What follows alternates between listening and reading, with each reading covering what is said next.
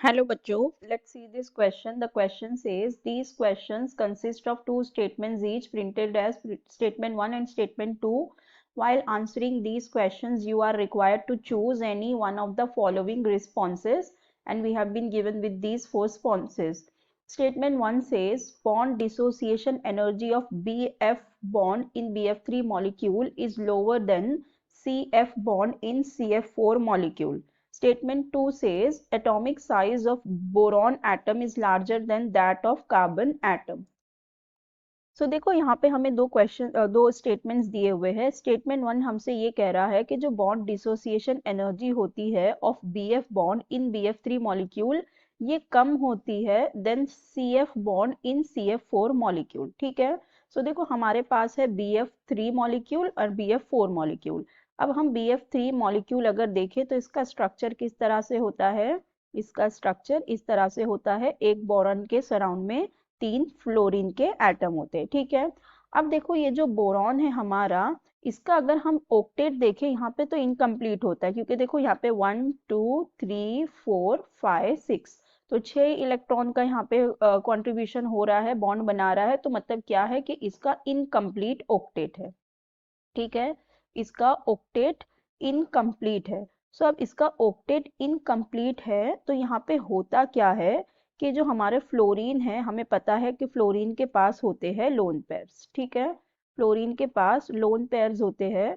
अब होता ये है कि ये जो फ्लोरीन है ये अपने इलेक्ट्रॉन को क्या करते हैं, शेयर करते हैं बोरॉन के साथ, अपने इलेक्ट्रॉन को देते हैं बोरॉन एटम को। तो मतलब इसमें होती क्या है, इसमें हो जाती है बैक बॉन्डिंग। ठीक है, बैक बॉन्डिंग हो जाती है 2p ऑर्बिटल की बैक बॉन्डिंग हो जाती है 2p बोरॉन का और 2p फ्लोरीन का, ये क्या करते हैं, बैक बॉन्डिंग करते। ठीक है, अब इस बैक बॉन्डिंग की वजह से होता क्या है कि यहाँ पे पार्शियल डबल बॉन्ड का यहाँ पे क्या हो जाता है, पार्शियल डबल बॉन्ड का कैरेक्टर इसके ऊपर आ जाता है। ठीक है, अब यहाँ पे क्या आ जाता है, पार्शियल डबल बॉन्ड फॉर्म हो जाता है, पार्शियल डबल बॉन्ड फॉर्म हो जाता है। ठीक है, अब अगर हम बात करें जो हमें दूसरा मॉलिक्यूल दिया है विच इज CF4।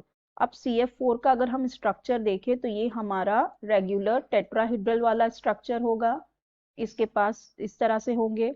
अब यहाँ पे अगर कार्बन को देखें तो इसका ऑक्टेट कंप्लीट हो गया, 2 3 4 5 6 7 8। ठीक है, तो यहाँ पे कार्बन का ऑक्टेट जो है वो कंप्लीट है। तो यहाँ पे अब कोई बॉन्डिंग की, बैक बॉन्डिंग की कोई जरूरत नहीं है। यहाँ पे there will be no back bonding happening. ठीक है, यहाँ पे कोई बैक बॉन्डिंग नहीं होगी। यहाँ पे कोई पार्शियल डबल बॉन्ड का character, partial double bond form नहीं होगा, उसका कैरेक्टर फॉर्म नहीं होगा। इसकी वजह से होता क्या है, जो BF है ये बॉन्ड हो जाता है is stronger then CF bond. ठीक है, तो BF बॉन्ड ज्यादा स्ट्रॉन्गर हो जाता है CF बॉन्ड के। और यहाँ दिया है bond dissociation energy of BF bond in BF3 molecule is lower than CF and CF bond. तो ये स्टेटमेंट फॉल्स हो जाएगा। क्यों, क्योंकि जब BF बॉन्ड स्ट्रॉन्गर है तो इसकी बॉन्ड डिसोसिएशन एनर्जी इसकी ज्यादा हो जाएगी, इसे ज्यादा एनर्जी लगेगी उस बॉन्ड को तोड़ने के लिए। जब जो बॉन्ड स्ट्रॉन्ग है तो क्या होगा, बॉन्ड स्ट्रेंथ क्या होता है, डायरेक्टली प्रोपोर्शनल टू हो जाता है बॉन्ड डिसोसिएशन एनर्जी के। अगर उसका बॉन्ड जितना ज्यादा स्ट्रॉन्ग होगा उसको तोड़ने के लिए उतनी ज्यादा हमें बॉन्ड डिसोसिएशन एनर्जी लगेगी। तो बॉन्ड डिसोसिएशन एनर्जी होती है जो वो BF बॉन्ड के ज्यादा होती है। ठीक है, ये BF की ज्यादा होगी एज कंपेयर टू CF, क्योंकि यहाँ पे बॉन्ड स्ट्रॉन्ग है। तो ये वाली स्टेटमेंट हमारी फॉल्स हो जाएगी। अब जो नेक्स्ट स्टेटमेंट है उसमें हमें ये कहा गया है कि atomic size of boron atom is larger than that of carbon atom. देखो अभी अगर हम देखें कार्बन और बोरॉन ये कहाँ पे आते हैं, ये अक्रॉस द पीरियड हमें मिलते हैं। ठीक है, हमें मिलता है बोरॉन, कार्बन, फिर नाइट्रोजन, ऑक्सीजन, इस तरह से आता है। ठीक है, ये अक्रॉस द पीरियड आता है।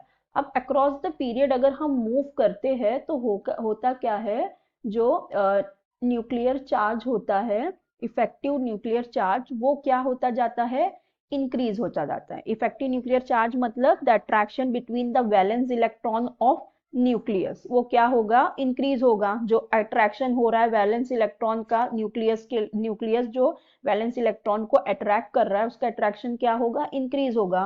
सो उसकी वजह से होता क्या है कि जो साइज है वो डिक्रीज होता जाता है, ठीक है। तो उसकी वजह से साइज डिक्रीज होता जाता है। तो इसका मतलब क्या होगा कि बोरॉन का साइज क्या होगा, बड़ा होगा। It will be larger than carbon. तो यहाँ पे दिया atomic size of boron atom is larger than that of carbon atom. तो यस, ये वाला स्टेटमेंट हमारा बिल्कुल करेक्ट है। तो इसका मतलब हमारा स्टेटमेंट 1 फॉल्स है, स्टेटमेंट 2 ट्रू है। तो हमारा ऑप्शन हो जाएगा that statement 1 is false but statement 2 is true. So हमारा करेक्ट ऑप्शन हो जाएगा option B. So I hope you understood it well. Best of luck. Thank you.